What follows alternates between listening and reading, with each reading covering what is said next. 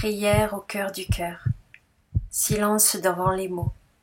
Silence là où ma vie se recueille, là où ma vie se tapit. Quelque chose palpite. J'écoute de tout mon être. Je ne raisonne plus. Je ne discute plus. Je suis tout attente. Quelque chose palpite, un souffle discret, têtu comme un cœur battant. Quelque chose en moi qui m'arrive d'au-delà de moi. Et si c'était lui, là où je ne me connais plus, qui es-tu, toi que j'espère? Quel chemin traces-tu dans ma nuit? Quelque chose palpite, quelque chose désire en moi. Qui es-tu, toi que je veux suivre?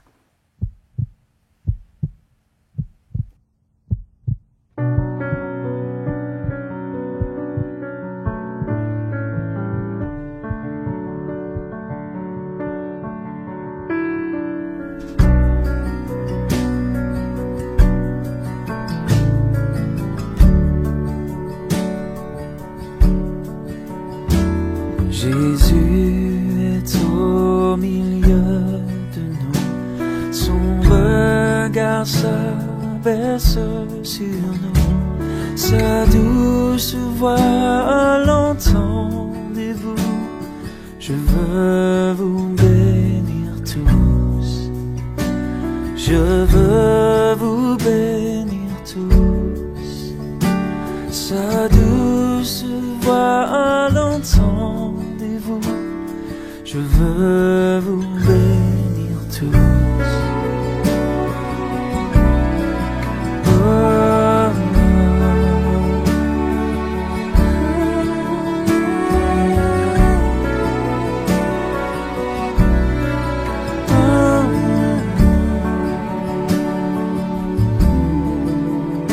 Jésus est au milieu de nous, son regard s'abaisse sur nous, sa douce voix l'entendez-vous? Je vous aime tous, oh je vous aime tous, sa douce voix l'entendez-vous? Oh, je vous aime tous.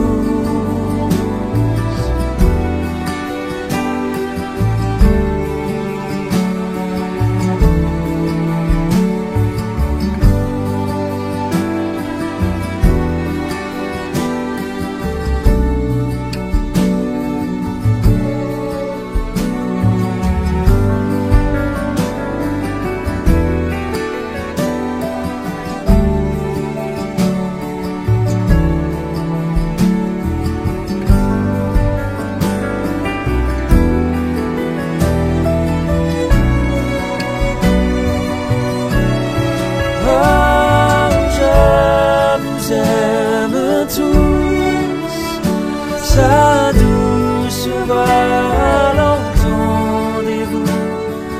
Je vous aime tous.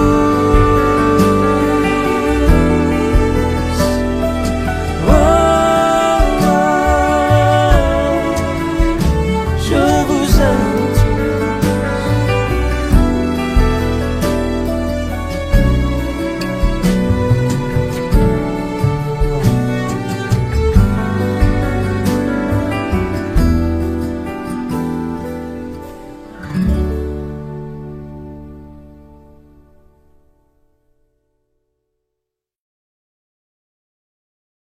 Ô toi, mon Dieu, tous les peuples te louent et t'assurent de leur vénération. Mais que peut signifier pour toi le fait que je le fasse également ou non? Qui suis-je pour croire que ma prière soit une nécessité?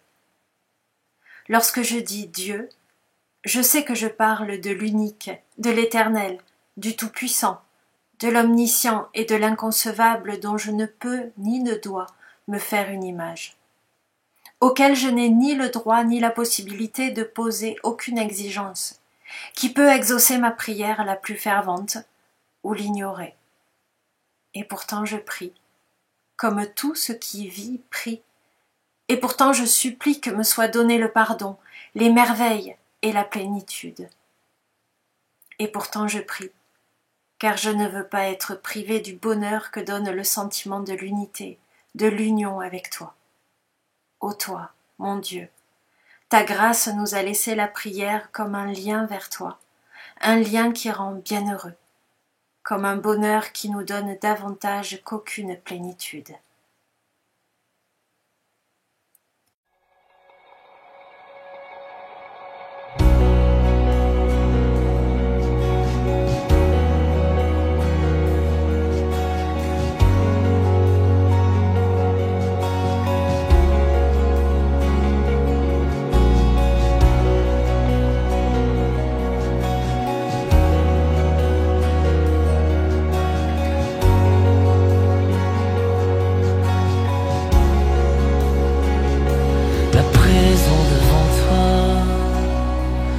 Père, accueille-moi, Dieu de miséricorde, ouvre tes bras.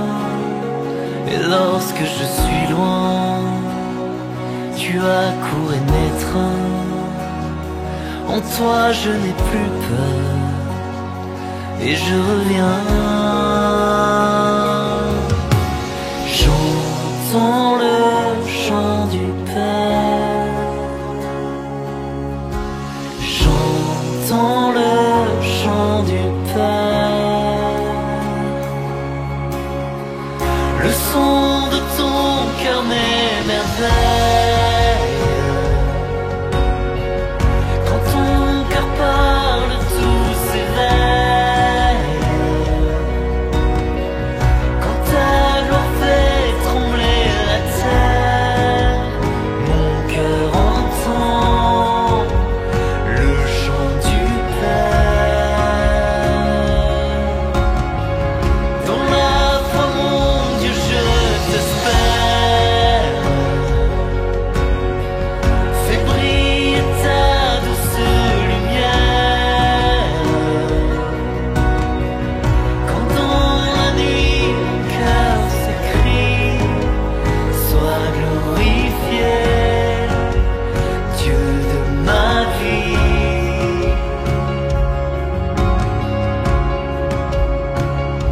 Viens essuyer mes larmes, j'ai tant besoin de toi.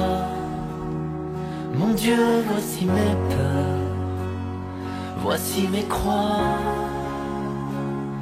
Ton cœur de Père est grand, ton cœur de Père est tendre. Et lorsque naît ton chant, puis je l'entends. J'entends le chant du Père, j'entends le chant du Père, le son de ton cœur m'émerveille. Quand ton cœur parle, tout s'éveille. Et quand ta gloire fait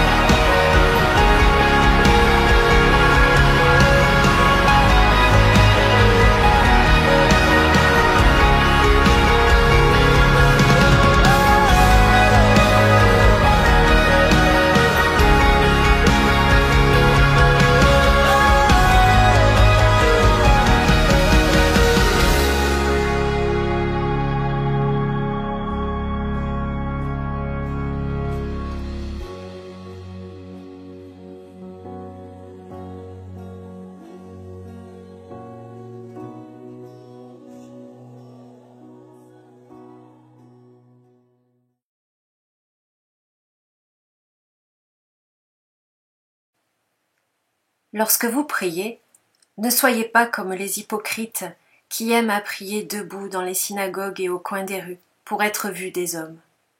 Je vous le dis en vérité, ils ont leur récompense. Mais quand tu pries, entre dans ta chambre, ferme ta porte, et prie ton Père qui est là, dans le lieu secret.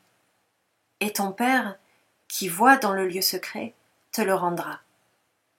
En priant, ne multipliez pas de vaines paroles comme les païens qui s'imaginent qu'à force de paroles ils seront exaucés.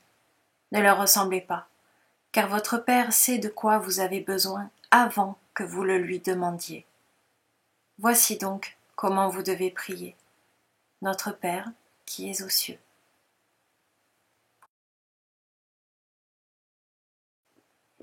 Puis, comme il était déjà tard, ses disciples s'approchèrent de lui pour lui dire « L'endroit est désert et il est déjà tard.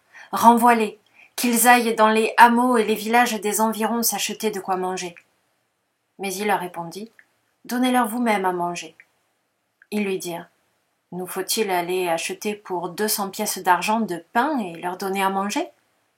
Il leur dit « Combien avez-vous de pain? Allez voir. » Ayant vérifié, ils disent « 5 pains et 2 poissons. » Et il leur commanda d'installer tout le monde par groupe sur l'herbe verte. Ils s'étendirent par rangées de 100 et de 50. Jésus prit les 5 pains et les 2 poissons, et levant son regard vers le ciel, il prononça la bénédiction, rompit les pains et les donna aux disciples pour qu'ils les offrent aux gens. Il partagea aussi les 2 poissons entre tous. Ils mangèrent tous et furent rassasiés, et l'on emporta les morceaux qui remplissaient 12 paniers et aussi ce qui restait des poissons. Ceux qui avaient mangé les pains étaient 5000 hommes.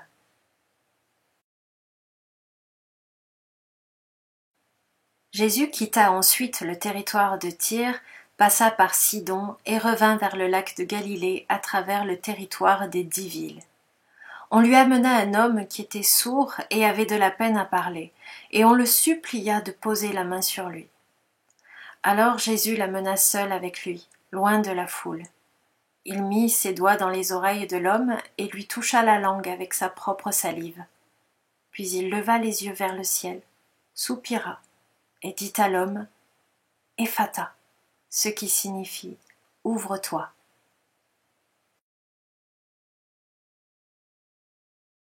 Eh bien voilà, il ne nous reste plus qu'à prier.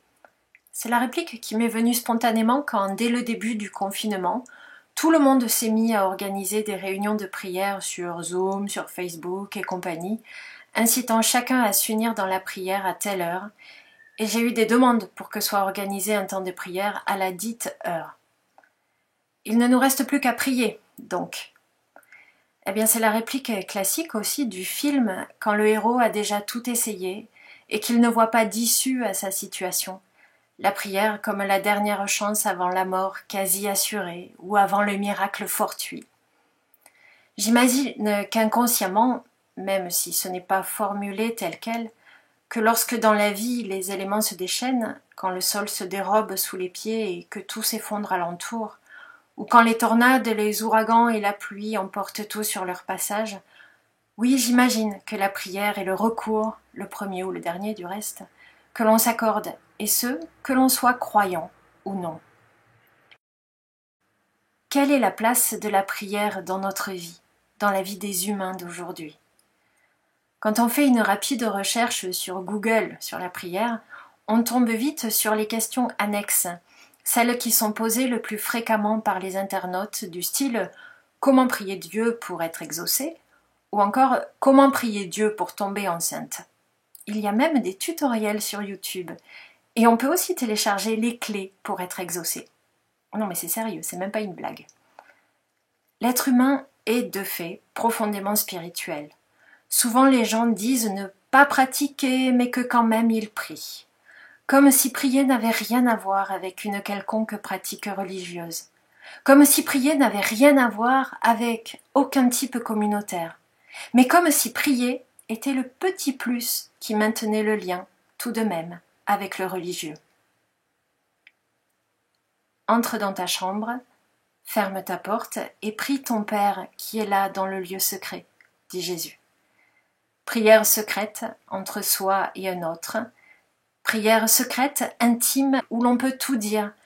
Un peu aussi comme Jésus qui prend le sourd bègue et qui l'amène à l'écart, loin de la foule.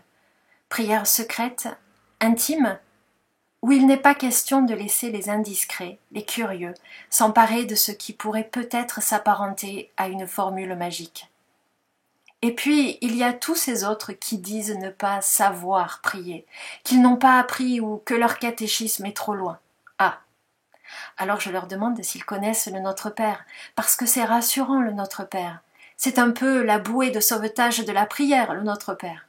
Litanie récitée par cœur, mais qui demande tout de même une attention particulière tant la formulation ouvre un vaste champ des possibles.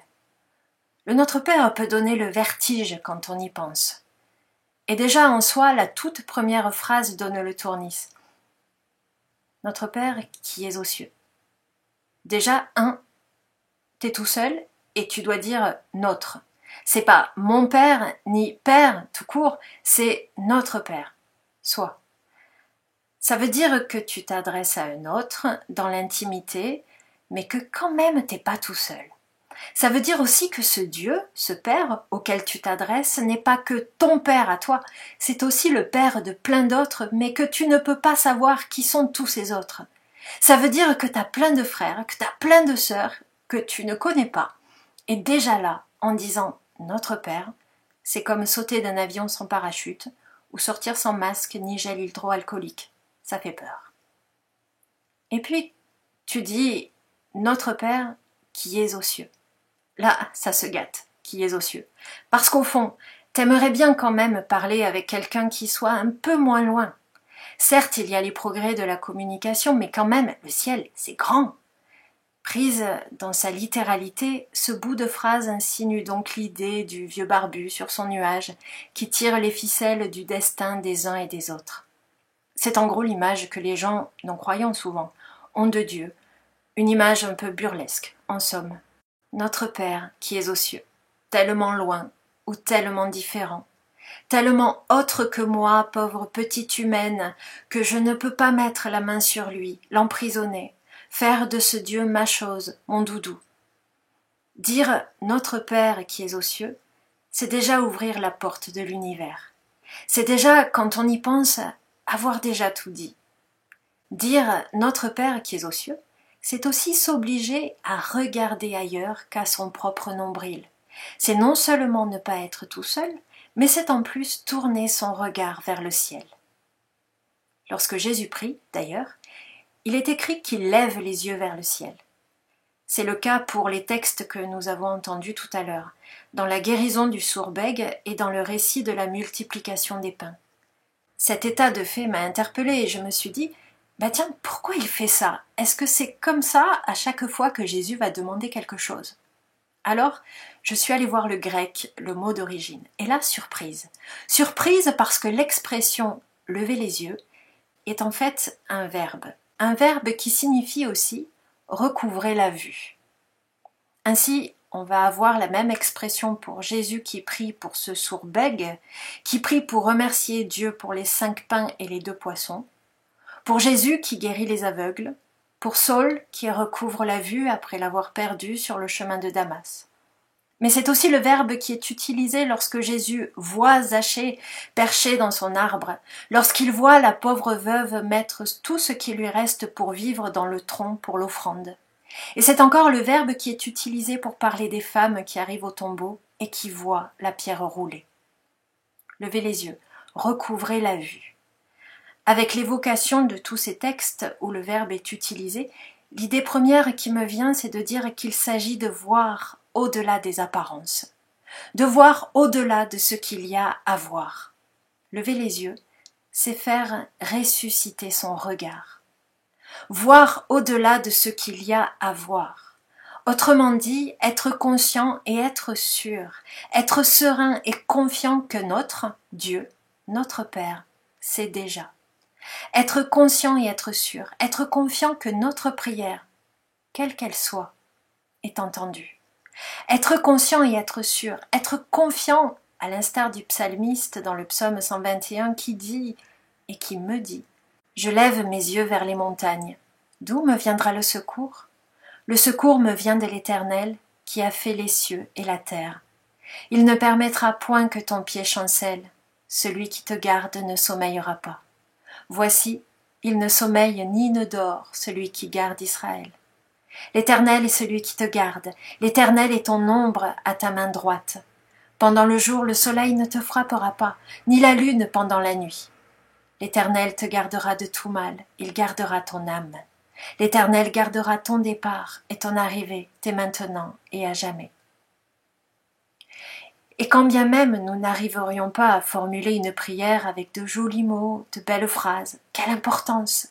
Le sourd bègue s'est remis à parler correctement alors qu'il n'avait lui-même rien demandé et que le contenu de la prière de Jésus n'était qu'un gémissement, qu'un soupir. Souvent, nous avons honte de ne pas pouvoir nous exprimer clairement, intelligiblement. Voilà que par ce soupir, Jésus vient nous déculpabiliser de tout ce que nous n'arrivons pas à formuler devant des situations de souffrance, de douleur, mais aussi de joie parfois, qui nous laissent démunis, sans voix, sans mots.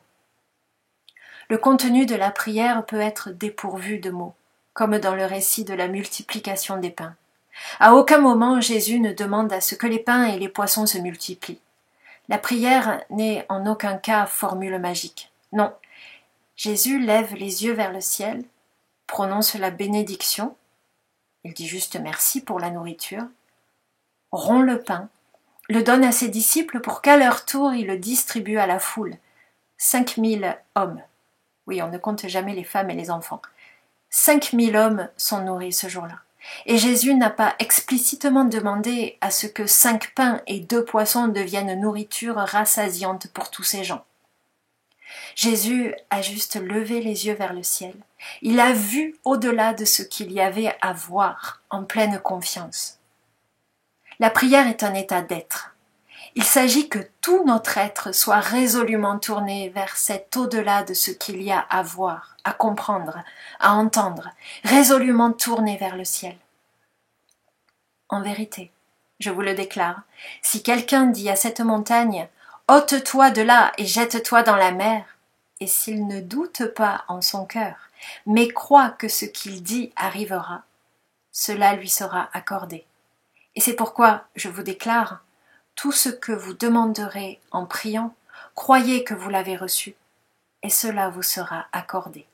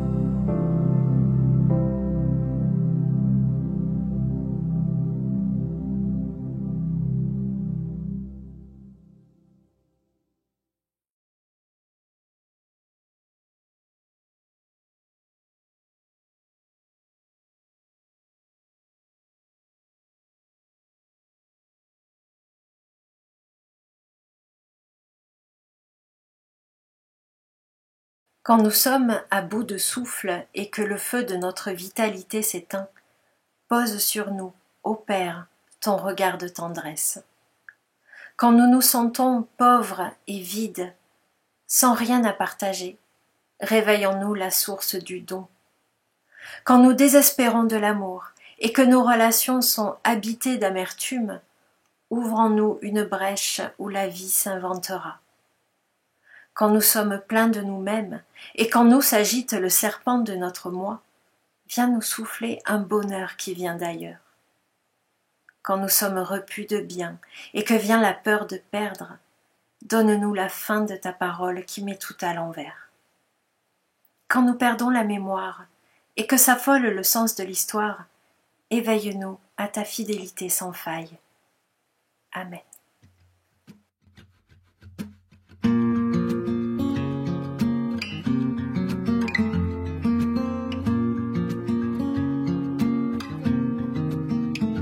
La voix du Seigneur m'appelle, prends ta croix, viens et suis-moi. Je réponds, Sauveur fidèle, me voici, je suis à toi. Jusqu'au bout, je veux te suivre dans les bons, les mauvais jours. À toi pour mourir et vivre, à toi Jésus pour toujours.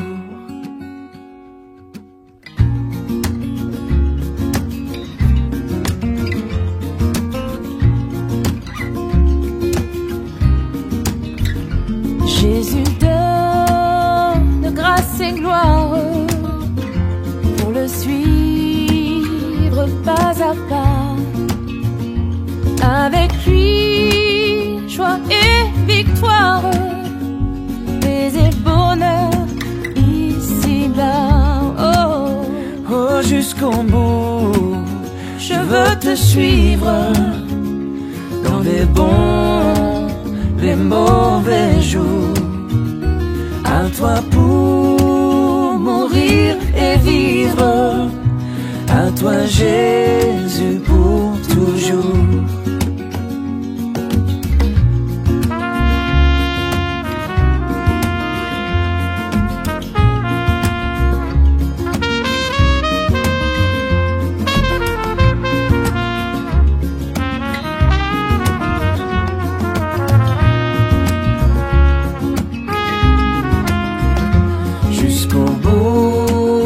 Je veux te suivre dans les bons, les mauvais jours. À toi pour mourir et vivre, à toi Jésus pour toujours. Jusqu'au bout, je veux te suivre dans les bons, les mauvais jours. À toi pour mourir et vivre, à toi Jésus pour toujours. Oui, à toi pour mourir et vivre, à toi Jésus pour toujours. oh, oh, oh.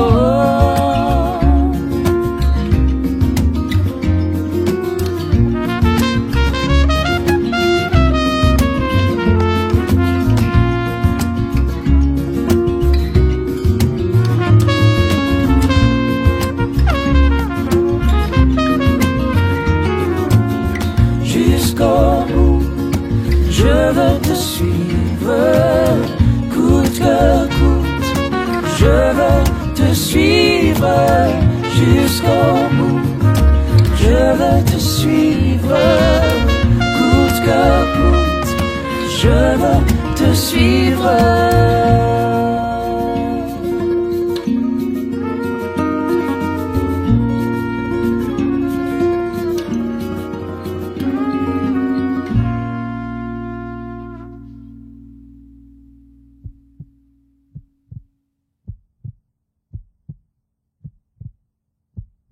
Tu sais, toi, ma vie, ma pauvre vie, je t'aime bien malgré tout. J'ai scellé avec toi une alliance, oui, avec toi, ma vie. Je continuerai à te tirer, par monts et par vaux, sur les chemins d'ombre comme sur ceux de lumière. Je te garderai, même si je dois te mettre une chaîne au cou, je te tirerai, je te pousserai, comme un montreur d'ours, un pauvre homme de bohème tire et pousse son animal de vieil ours sur les chemins de campagne et sur les places des villes. Allez, ma vie, allez, mon vieil ours, avance encore. Allez, avance encore, pour les autres et pour moi. Oui, je le sais, le collier te fait un peu mal. Oui, je le sais, la route est longue. Mais tu le sais bien, je n'ai que toi, et toi tu n'as que moi. Et que Dieu te bénisse, ô toi, ma vie. Que Dieu te garde, ma vie. Que Dieu te protège, ma vie, mieux que je ne peux le faire moi-même. Et que Dieu te fasse danser, ma vie. Que Dieu te fasse marcher, ma vie. Oui, allez, encore une fois. Oui, encore une fois. Pour les autres et pour moi.